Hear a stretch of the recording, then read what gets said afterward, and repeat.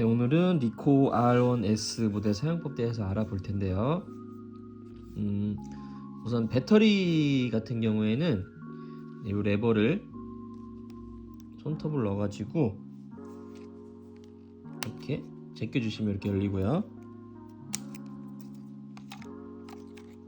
CR2 규격의 리튬 배터리가 사용이 되고요. 네, 인터넷에서 쉽게 구하실 수 있거든요. 네, 이렇게 해서 이렇게 작용을 해주시고요.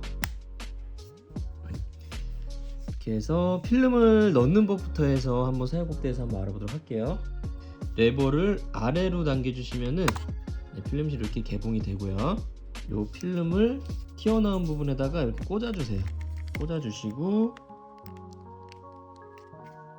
필름을 좀 잡아당겨서 한 요 정도 이렇게 넣어주시고요. 뚜껑을 한번 닫아볼게요. 지금 전원은 꺼져 있거든요.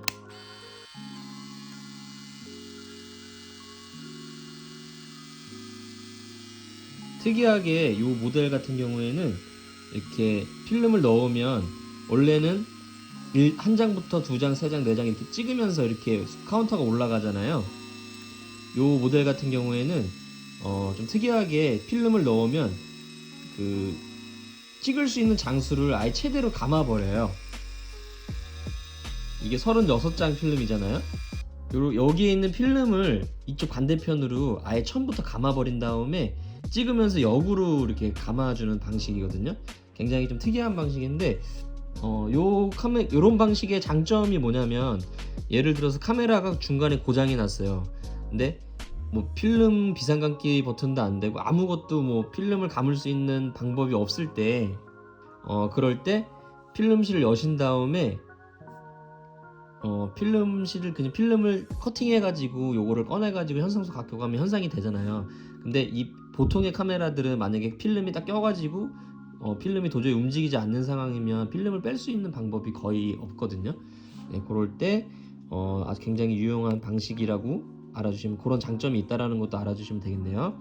이렇게 해서 전원을 한번 켜줄게요. 빨간 버튼 전원인데, 예, 전원을 켜주면 36장이 남았다는, 이게 남은 장수예요. 찍은 장수가 아니라 남았다라는 걸 표시를 해주고요. 이 리코 R1S 모델 같은 경우에는 이 액정이 대부분 거의 90% 이상 다 고장이 나 있다 보시면 돼요. 네, 이게 아주 고질병이거든요. 이 모델 같은 경우에도 다른 거는 다 잘 나오는데 이 필름 카운터 부분이 좀 한 자리가 나왔다 안 나왔다 하잖아요. 네, 이거는 굉장히 양호한 거거든요. 네, 대부분의 모델들이 이 액정이 굉장히 잘 나가요. 네, 그렇기 때문에 중고로 구매하실 때 이 액정 상태를 꼭 체크를 하시는 거를 추천을 드릴게요. 이 장수는 어차피 다 찍으면 카메라가 필름을 감아주기 때문에 중요한 부분은 아닌데, 이런 모드 같은 게 하나 다 나오지 않으면 어떻게 굉장히 애매하잖아요. 사용할 수가 없기 때문에 다른 모드를 자동 모드로만 사용해야 되잖아요.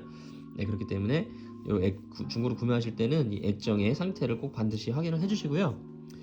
우선 촬영하는 방법은 이렇게 반 셔터를 눌러보세요. 네, 반 셔터. 네, 반 셔터를 누르면 이렇게 그 AF 불, 초점이 맞았다라는 걸 의미하고요. 밑에 빨간 불은 후레쉬가 준비가 됐다라는 걸 의미해요. 반 셔터가 뭐냐면 이거 꽉 누르는 게 아니라 반만, 살짝만 셔터를 누르시라는 얘기거든요. 초점이 안 맞으면 이렇게 깜빡깜빡 거리고요. 그리고 너무 가까운 거는 초점을 잡지 못해요. 네, 반 셔터를 눌러보시면 눌러보시고 뷰파인더를 보시면은 그 초점 맞은 쪽에 이 뷰파인더 보시면 요렇게 디귿자 모양으로 요렇게 두 개가 딱 있을 거예요. 요게 초점이 요 정도에 맞았을 때는 요게 불이 들어오고요. 요 정도에 들어왔을 때는 요쪽 불이 들어오고, 가운데 이 가로 가운데 초점이 맞았을 때는 가운데에 불이 들어오거든요. 그래서 요렇게 초점도 맞았고 후레쉬가 준비된 상태에서 꽉 눌러서 촬영을 해주시면 되고요. 그리고 이 가까이 있는 거를 촬영하다 보면 이 뷰파인더 위쪽에 가림막이 한 줄로 쫙 생길 때가 있을 거예요. 딱 가까이 있는 거에 초점을 잡아보면 가림막이 위에 한 줄이 딱 들어오거든요. 그게 뭐냐면 이 가까이, 이거는 제가 뷰파인더를 보는, 이 사물을 보는 뷰파인더랑 이 사물을 찍는 렌즈와 이 시차가 있기 때문에 그거를 보정해 주는 건데요. 너무 가까이, 이게 최소 초점 거리가 35cm거든요. 그래서 사물과의 거리를 최소한 35cm를 띄워준 상태에서 촬영을 해주셔야 되는데 35cm에서 한 1m 정도 1m 이내에 가까이 있는 거를 촬영할 때는 반셔터를 눌렀을 때 그 위에 가림막이 들어와요. 그래서 가림막이 없는 부분만 사진에 촬영이 된다고 보시면 돼요. 네, 그래서 원래는 그냥 이렇게 딱 뭐 이렇게 뭐 줄로 점점 이렇게 줄 표시를 해놓던 거 하고 많은데 굉장히 좀 메커니즘이 좀 어떻게 보면 볼수록 굉장히 신기할 정도로 좀 고급스럽게 돼 있죠. 그래서 그런 시차 보정 기능도 있다라는 거, 너무 가까운 거를 초점을 잡으시면 위에 가림막이 들어오고 그 안에 있는 내용만 찍힌다는 거 알아주시면 되겠고요. 네, 그래서 요게 알아본 게 지금 자동 모드예요. 네, 사물과의 거리를 35cm 띄워준 상태에서 최소 거리 반셔터로 초점 잡고 네, 꽉 눌러서 촬영을 해주시면 되고요. 그리고 이쪽에 보시면은 버튼이 몇 개 있는데 더 자세히 알아보면 여기 번개는 후레쉬 제어 버튼이거든요.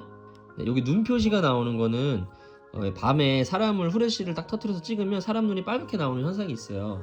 그거를 정목 현상이라고 하는데 그 정목 현상을 방지해주는 기능입니다. 그리고 요거는 후레쉬 발광 금지, 어둡거나 밝거나 상관없이 후레쉬를 꺼주는 기능이고요. 그 다음에 요거는 반대로 어둡거나 밝거나 상관없이 무조건 후레쉬를 켜주는 버튼이에요. 그리고 요거는 그리고 아무것도 없으면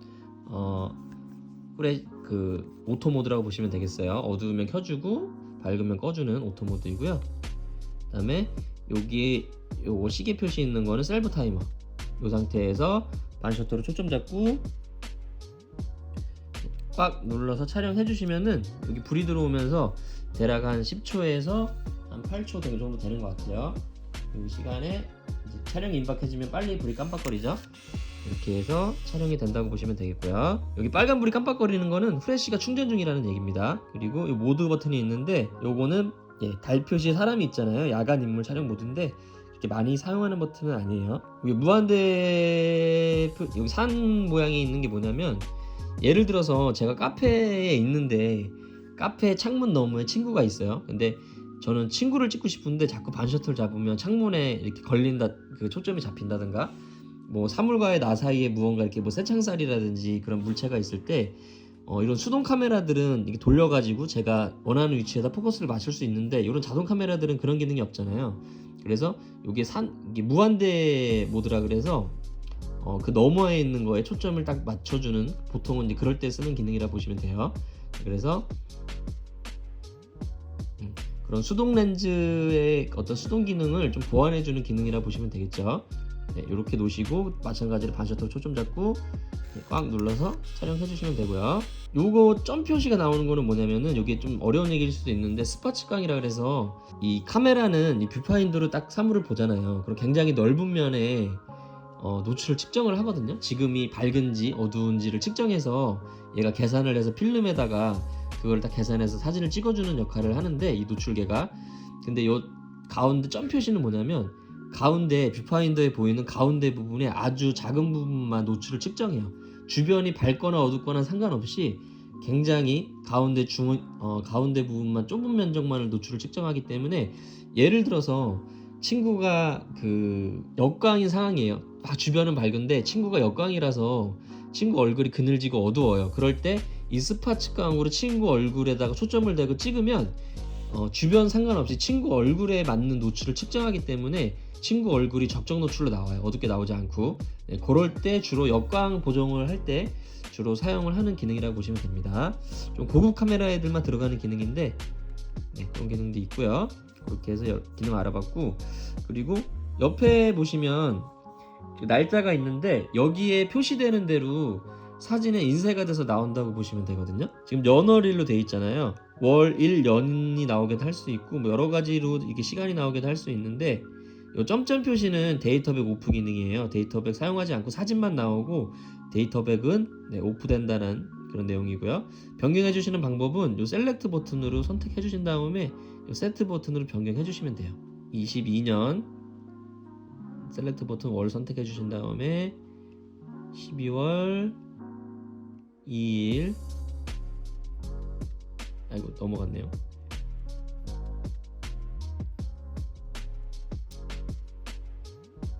이렇게 선택해 주시고 셀렉트 버튼 시간도 변경해 주셔야 되잖아요. 시간으로 넘어가서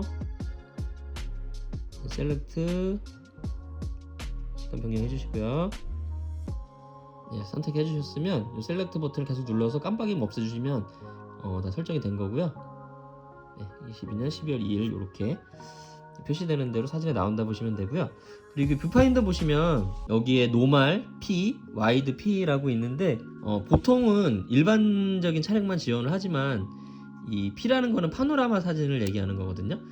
이 P로 놓을 때마다 이거는 총 3가지의 화각, 3가지의 프레임을 지원해요. 일반적인 사진 프레임과 일반 파노라마 모드 그리고 와이드 파노라마 모드를 지원하는데 뷰파인더를 보시면 이 각 그 모드에 맞게 뷰파인더가 까만색으로 이렇게 좌우가 막히면서 그 화각을 딱 나타내서 표시를 해주거든요. 네.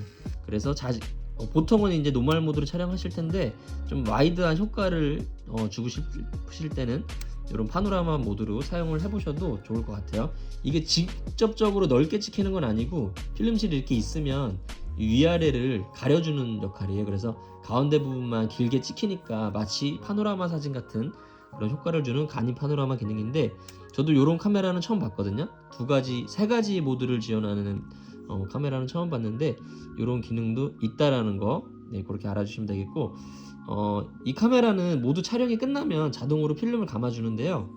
만약에 뭐 카메라의 중간에 문제가 생겼다거나 그럴 때 급하게 필름을 빼야 되실 때는 여기 보시면 이게 화살표 모양 있잖아요. 이게 필름 비상감기 버튼이거든요. 네, 급하게 필름을 빼셔야 될 때는 뾰족한 걸로 요거를 눌러주시면은 네, 필름을 감아주기 때문에 네, 요렇게 네, 필름이 감기고 있죠. 이렇게 해서